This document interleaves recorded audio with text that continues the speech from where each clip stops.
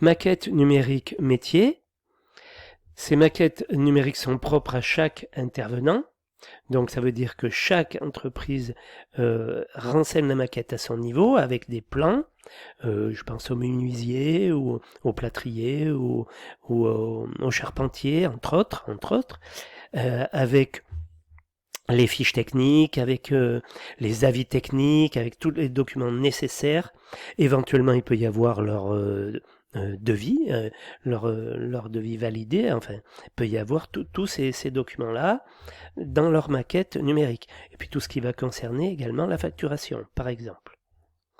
Alors, qu'est-ce que c'est un format propriétaire ? Eh bien, c'est un format de fichier qui caractérise un éditeur disposant d'une solution logicielle ou d'une gamme de solutions logicielles capables d'exploiter les données du fichier. Voilà. Format propriétaire de Excel, c'est XLS, par exemple. Voilà.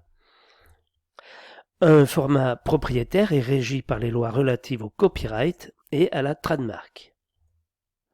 Alors, IFC, par rapport au format propriétaire, c'est le format Industry Foundation Classes. C'est un modèle de données utilisé dans les maquettes numériques dans le domaine de la construction. Il permet de décrire des objets, murs, fenêtres, espaces, poteaux, etc., leurs caractéristiques et leurs relations. Les IFC font partie de la norme internationale STEP, ou Standard for Exchange of Product Data, ISO 10303, c'est le numéro de la norme internationale.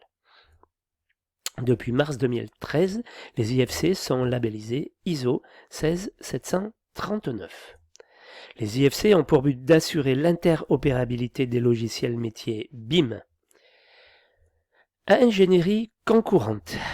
D'après la norme ISO 19101, il s'agit de la capacité d'un système ou d'une composante d'un système à permettre un partage des informations ainsi qu'un contrôle des processus coopératifs.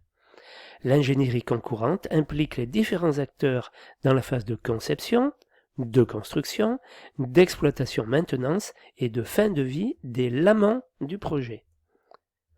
Interopérabilité. L'interopérabilité est la capacité d'échanger par la présence d'un standard neutre et ouvert des données entre les différents modèles sans dépendre d'un acteur ou d'un outil en particulier. Très important, j'y reviens, donc l'interopérabilité, c'est la souplesse qu'il doit y avoir dans le BIM, et c'est là, effectivement, où il y a du boulot. Mais enfin bon, on avance en même temps. Niveau de définition, niveau de détail, niveau de développement, différents termes qui regroupent un seul et même sujet, niveau nécessaire d'information liées aux objets en termes géométriques, analytiques, alphanumériques et relationnels. Il existe différents niveaux de définition, détail, développement, accordés suivant les phases de projet du Code de la commande publique. En marché privé, ça fonctionne aussi.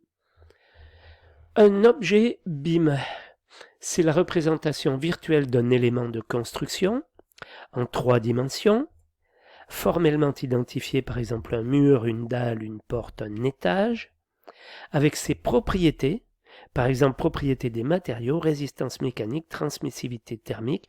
Moi j'appelle ça, enfin, c'est un petit peu comme un code barre. C'est comme si chaque objet BIM avait son code barre. Objet BIM générique. Un objet générique numérique est un objet libre de droit d'usage décrivant en termes de spécifications fonctionnelles et performantielles, un ouvrage, une partie d'ouvrage ou un composant sans référence à un produit, une marque ou une solution spécifique. Il est utilisé en phase conception jusqu'au marché de travaux pour préciser les exigences attendues dans les phases amont du développement de la maquette numérique et constitue ainsi l'amorce de l'objet représentatif de la solution pratique correspondante.